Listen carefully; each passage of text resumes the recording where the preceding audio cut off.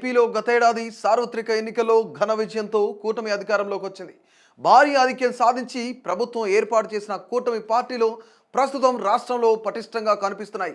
అదే సమయంలో రాజకీయంగా తిరిగి పట్టు సాధించేందుకు విపక్ష వైసీపీ తీవ్రంగా ప్రయత్నిస్తోంది. ఇలాంటి సమయంలో రాష్ట్రంలో పలుచోట్ల ఖాళీగా ఉన్న పలు స్థానిక సంస్థల సీట్లకు ఉప ఎన్నికలు జరుగుతుండగా ఇందులో పులివెందుల జెడ్పీటీసీ ఉప ఎన్నిక అత్యంత ప్రాధాన్యతను సంతరించుకుంది. గతంలో జగన్ వైనాట్ కుప్పం అంటే ఇప్పుడు టీడీపీ వైనాట్ పులివెందుల అంటోంది. ఆ కథ ఏంటో చూద్దాం.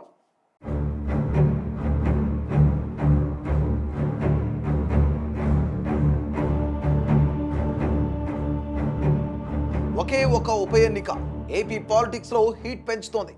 కూటమి అధికారంలోకి వచ్చిన ఏడాది తర్వాత వచ్చిన ఓ జెడ్పీటీసీ ఉప ఎన్నికకు టీడీపీ వైసీపీ చేస్తున్న రాజకీయం హీట్ ఎక్కుతోంది. గత ఎన్నికల్లో కడప జిల్లాలో జగన్కు వైసీపీకి కాస్త జలకిచ్చిన కూటమి ఇప్పుడు జగన్ ఇలాకా పులివెందుల నడిబొడ్డు వేదికగా జరగబోతున్న బైపోల్ను గెలిచి తీరాలని పట్టుదలతో ఉంది. జెడ్పీటీసీ సీటుకు ఎన్నిక అంటే జిల్లా మంత్రి పర్యవేక్షించడమే మహా ఎక్కువ. అభ్యర్థి ఎవరు అని కూడా అధిష్టానాలు ఆరా తీసిన సందర్భాలు ఉండవు. కానీ పులివెందుల జెడ్పీటీసీ సీటుకు బైపోల్ కావడంతో టీడీపీ పసుపు జెండా ఎగరవేసేందుకు ఉవ్విళ్ళూరుతోంది. జగన్ కంచుకోటలో గెలిచి రాష్ట్రంలో ఉన్న కేడర్ లీడర్లకు ఓ సందేశం పంపాలనేది టీడీపీ ప్లాన్గా కనిపిస్తోంది. అందుకే పులివెందుల జెడ్పీటీసీ సీట్ను టీడీపీ చాలా ప్రతిష్టాత్మకంగా తీసుకుంటుండగా వైసీపీకి ఈ ఎన్నిక ఇజ్జత్గా సవాల్గా మారింది. గెలిచి తీరకపోతే సొంత నియోజకవర్గంలో సీటును నిలబెట్టుకోలేకపోయారన్న విమర్శను జగన్ ఫేస్ చేయడమే కాదు, రాబోయే స్థానిక సంస్థల ఎన్నికలపై ప్రభావం చూపించే అవకాశం లేకపోలేదు. దీంతో అటు వైసీపీకి ఇటు టీడీపీకి పులివెందుల సీటు ఇప్పుడున్న పరిస్థితుల్లో అతిపెద్ద ఎన్నికగా కనిపిస్తోంది. Pulivendula YCP ZPTC Maheshwar Reddy road ప్రమాదంలో చనిపోవడంతో బై ఎలక్షన్ వచ్చింది. దీంతో వైసీపీ సానుభూతి అస్త్రంతో మహేశ్వర్ రెడ్డి కొడుకు హేమంత్ కుమార్ రెడ్డితో నామినేషన్ వేయించగా, ఇక టీడీపీ అయితే ఏకంగా ఎమ్మెల్సీ బీటెక్ రవి భార్య లతారెడ్డిని బరిలోకి దింపింది. ఈ ఉప ఎన్నికను అటు వైసీపీ ఇటు టీడీపీ అధిష్టానం ఎప్పటికప్పుడు పర్యవేక్షిస్తున్నట్లు తెలుస్తోంది. అభ్యర్థి ఎంపిక నుంచి ప్రచారం వరకు పోల్ మేనేజ్మెంట్తో పాటు ప్రతి దానిపై ఎప్పటికప్పుడు ఆరా తీస్తున్నట్లు తెలుస్తోంది. వైసీపీ తరఫున ఏకంగా ఎంపీ అవినాష్ రెడ్డి రంగంలోకి దిగగా, ఇక వైసీపీ కీలక నేతలను టీడీపీ లాగే ప్రయత్నం చేస్తోంది. ఈ క్రమంలో పులివెందుల జెడ్పీటీసీ బైపోల్ వేదికగా రాజకీయం రంజుగా మారింది. పైకి ధీమాగా కనిపిస్తున్న ఫ్యాన్ పార్టీ మాత్రం కాస్త టెన్షన్ పడుతున్నట్లు టాక్ వినిపిస్తోంది.